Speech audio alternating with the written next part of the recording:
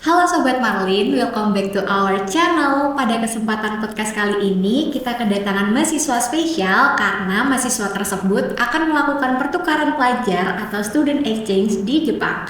Mau tahu gimana keseruannya dan persiapannya? Yuk ikutin kita.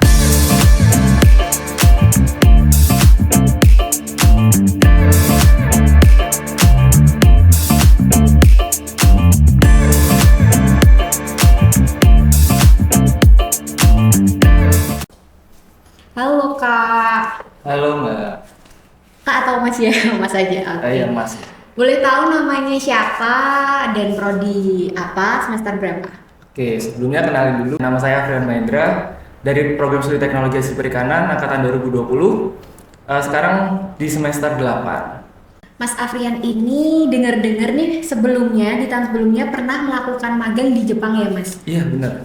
Boleh tahu cerita ke teman-teman nih, awal mulanya magang di tahun sebelumnya itu dapat info dari siapa dan syaratnya seperti apa? Gitu.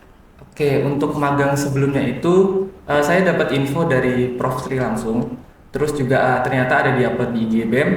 Terus habis itu dapat info juga dari Prodi kalau ternyata ada buka magang untuk ke Jepang dari prodi masing-masing. Nah, terus habis itu yang daftar itu sekitar ada 100 sampai 150 orang.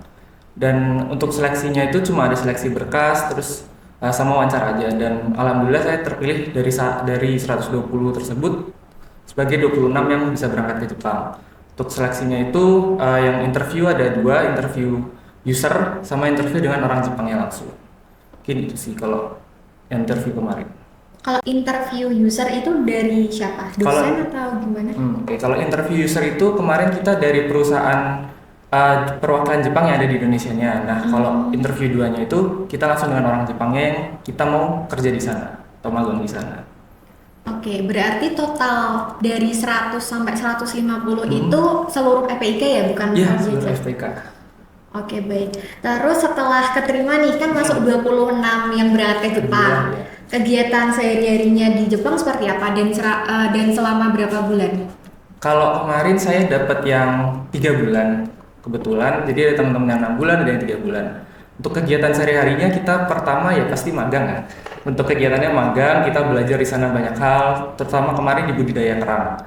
Nah, habis kita belajar budidaya, otomatis kita capek dong. Kita mau jalan-jalan kan pasti kan. Kita jalan-jalan, kita ke berbagai kota kita kemarin di Hokkaido. Kita ke Hokkaido, terus kita ke kota Murorang, itu banyak pemandangan. Kita tuh lebih di desa-desa gitu, bukan Jepang yang seperti teman-teman teman-teman bayangin yang kota bagus-bagus gitu, enggak, tapi kita tuh lebih di pedesaan yang asri, banyak pemandangan. Terus waktu kita kemarin itu sayangnya udah nggak ada salju, tapi kita masih sempat dapat sakura buat lihat sakura.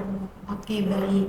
Terus di tahun ini dapat kesempatan buat pertukaran pelajar di Jepang. Di Hokkaido juga atau Enggak, kalau kotanya? untuk tahun ini alhamdulillah dapat kesempatan lagi. Terima kasih juga untuk Prof Tri, Pak Wadek, dan Bapak Ibu dosen prodi juga. Saya dapat kesempatan untuk student exchange di Tumsat, itu di Tokyo, di kota. Jadi saya bisa dapat dua pengalaman lah, yang satu di Jepang yang desa dan Jepang yang di kota. Oke, boleh cerita nih ke teman-teman yang nanti nonton syaratnya lalu tahapannya kok bisa sih lolos jadi mahasiswa untuk melakukan pertukaran pelajar di Jepang? Coba ceritakan Mas.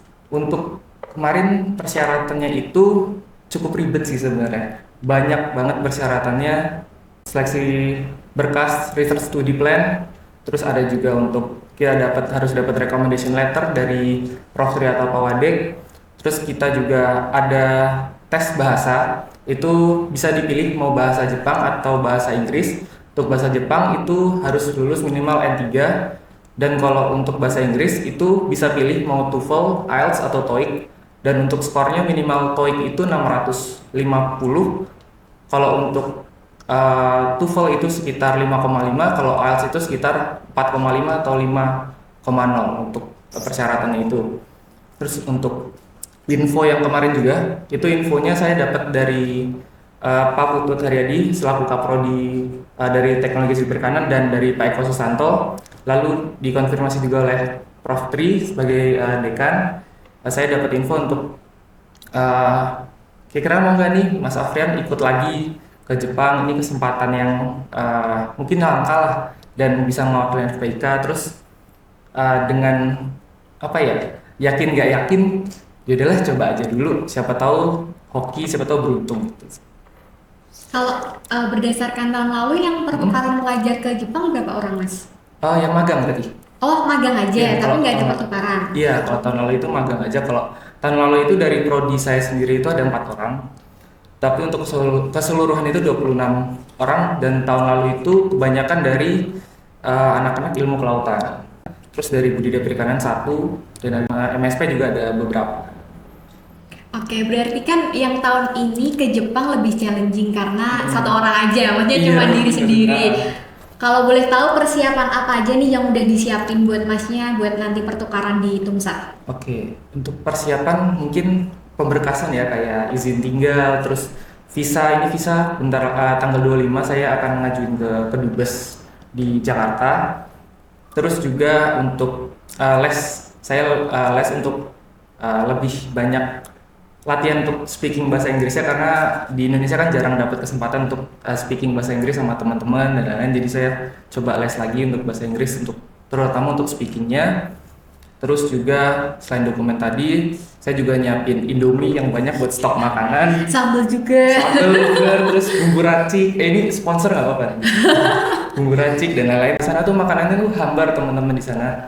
Kayak adalah kurang garam, adalah kurang gula dan lain-lain. Jadi kayak apalagi kurang Masako Royco micin tuh kurang banget teman-teman di sana itu. Jadi kalau teman-teman mau traveling atau misal ada teman-teman atau ada dia yang mau magang ke Jepang nanti, siapa tahu ada suatu saat, atau keluar negeri lainnya, harus bawa micin atau Royco dan lain-lain. Itu Pokoknya wajib. ini ciri khasnya Indonesia. Harus.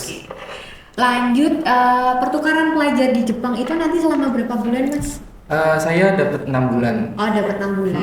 Oke. Terus kalau dari support orang tua nih, gimana nih? Oke. Maksudnya awal mula tes itu langsung bilang ke orang tua atau surprise aja coba-coba iseng tes Oke. dulu? Jadi awalnya itu sebenarnya orang tua itu kan dulu kan saya pernah izin yang pertama ke Jepang itu yang magang itu awalnya saya bilang, saya nggak bilang dulu, pas udah keterima baru saya bilang. Jadi kayak mau nggak mau Berangkat. ya berangkat gitu, mau nggak mau harus berangkat gitu. Terus untuk yang sekarang itu saya lebih ke bilang dulu, karena kan periodenya lebih lama, minimal 6 bulan. Jadi kayak saya bilang dulu, terus ada tes ini. Terus oke, orang tua sebenarnya agak berat juga, cuma mungkin akhirnya juga support juga setelah berbagai perdebatan atau berbagai perbincangan lah, diskusi, itu akhirnya support. Dan insya Allah ya bisa sampai sekarang juga karena doa dari orang tua juga. Oke, berarti sekarang ACC ya, berangkat. ACC berangkat.